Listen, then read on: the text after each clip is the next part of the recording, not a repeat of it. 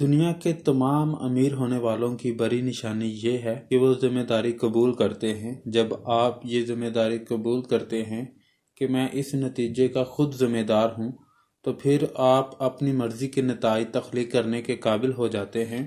ذمہ داری کا مطلب اپنی غلطیوں کو تسلیم کر کے اپنی اصلاح کرنا ہے۔ اگر ایک شخص آج ناکام ہے اور ایک عرصہ گزرنے کے بعد اسے کامیابی مل گئی، تو ہمیں دیکھنا پڑے گا کہ اس نے ناکامی اور کامیابی کے درمیان کیا ایسا کیا تھا کہ وہ کامیاب بن گیا۔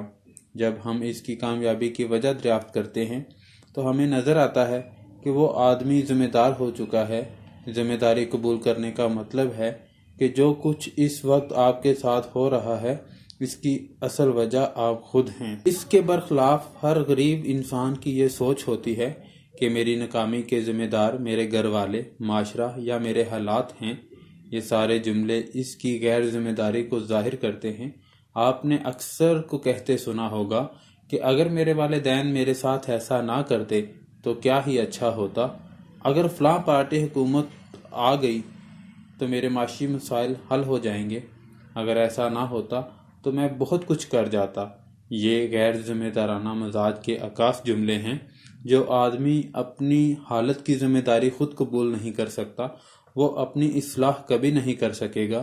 ذمہ داری قبول کرنے کی پہلی نشانی یہ ہے کہ مجھے آگے جانے کی ضرورت ہے، اور آگے بڑھنے کی سب سے بڑی ذمہ داری میری اپنی ہے۔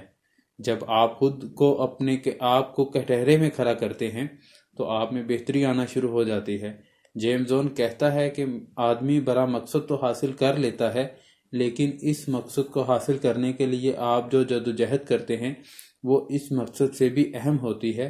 مثال کے طور پر ایک شخص 1 کروڑ روپیہ کماتا ہے۔